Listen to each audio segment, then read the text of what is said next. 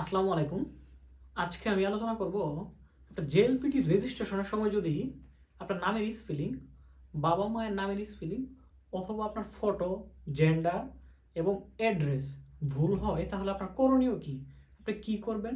আসলে সংশোধন করা যায় অথবা সংশোধন করা গেলে কত টাকা লাগে? কোন বিষয়গুলো সংশোধন করা যায়, কোন বিষয়গুলো সংশোধন করা যায় না, আর কোন বিষয় রেজিস্ট্রেশনের সময় ভুল হলেও তেমন কোনো সমস্যা নেই। প্রথমে আসি আপনার স্পেলিং সংক্রান্ত বিষয়ে। আপনার নামে ধরেন স্পেলিংগুলো প্রবলেম হয়ে গেছে বা কোথাও ভুল হয়ে গেছে, তাহলে কি করবেন? ইভেন ধরেন আপনার বাবা মায়ের নামেও যদি প্রবলেম হয় এই ধরনের, প্রথম যেটা ছোট এটা আলোচনা করে আসি। আপনার বাবা মায়ের নামের যদি প্রবলেম হয়, এইটা নিয়ে কোনো ঘাবড়ানোর বিষয় না। কারণ আপনার জেএলপিটির যে সার্টিফিকেটটা রয়েছে এই জায়গায় আপনার বাবা মায়ের নাম থাকবে না। সো এইটা নিয়ে বিস্মিত হওয়ার যদি শুধু এই প্রবলেম হয়, বিস্মিত হওয়ার মতো কোনো ব্যাপার না। এখন আসি আপনার নাম ভুল হয়েছে বা আপনার নাম ভুল। এখন প্রথম কথা যেটা, আপনার নামটা দিবেন অবভিয়াসলি আপনার সার্টিফিকেট অনুযায়ী। কারণ সার্টিফিকেটটা কিন্তু খুব সহজে চেঞ্জ করা যায় না, এটা একটা দীর্ঘমেয়াদী প্রসেস। অল লেটারগুলো ক্যাপিটাল দিবেন।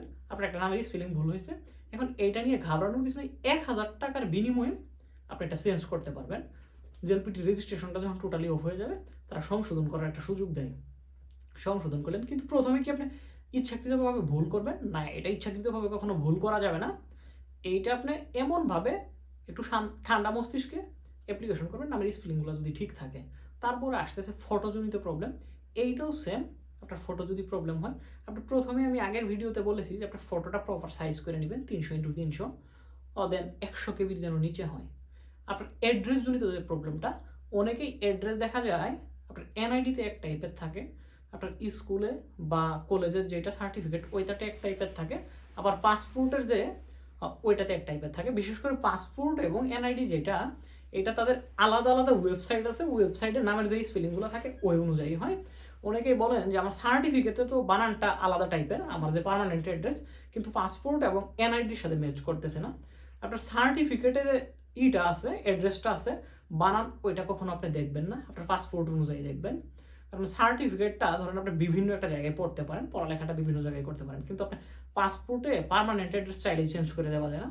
সো আপনার পার্মানেন্ট অ্যাড্রেসটা আপনি আপনার পাসপোর্ট অনুযায়ী দিবেন এবং যথাসম্ভব ট্রাই করবেন যেন ভুল না হয়। কারণ আপনার ভুলের জন্য, প্রতিটা ভুলের জন্য 1000 করে টাকা দিয়ে সংশোধন করা যাবে, এবং প্রত্যেকটা বিষয় যে সংশোধন করা যায় এরকমও না। So be careful. আপনার নাম যদি ভুল হয়, এটা খুব সহজে আপনি পরবর্তীতে চেঞ্জ করতে পারবেন। আর যদি বাকি বিষয়গুলো চেঞ্জ করার, বিশেষ করে বাপের নাম যেটা, এটা তো প্রয়োজন নাই। এরপরে যে বিষয়টা থাকে, আসলে ভুল হলে কোন বিষয়টা চেঞ্জ করা যায় না।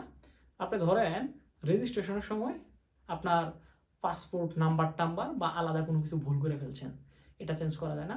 আবার অনেকের আর একটা কনফিউশন থাকে যে আমি কি এনআইডি দিয়ে করব নাকি পাসপোর্ট দিয়ে করব। আবার অনেকে আর একটা গড়িমসি করে পাসপোর্টের নাম্বার দেয়, আবার ফটো সাবমিট করে সে এনআইডিটা। এরকম অসামঞ্জস্যপূর্ণ কোনো কিছু করা যাবে না। আপনি যদি পাসপোর্ট নাম্বার দেন, তাহলে আপনার যে ডকুমেন্টের ফটো সাবমিট করতে হয় ওই জায়গায় পাসপোর্টের ফটোটা সাবমিট করবেন। যদি এনআইডি দেন, এনআইডির ফটোটা সাবমিট করবেন। যদি বার্থ সার্টিফিকেটের নাম্বার দেন, বার্থ সার্টিফিকেটটাই করবেন। নর্মালি বার্থ সার্টিফিকেট দিয়ে কেউ করবেন না, এনআইডিও তেমন দরকার নেই। আমি বলবো যে পাসপোর্ট দিয়ে করবেন, এটা বেটার হবে, কারণ আপনার অ্যাড্রেসটাও সেম থাকে।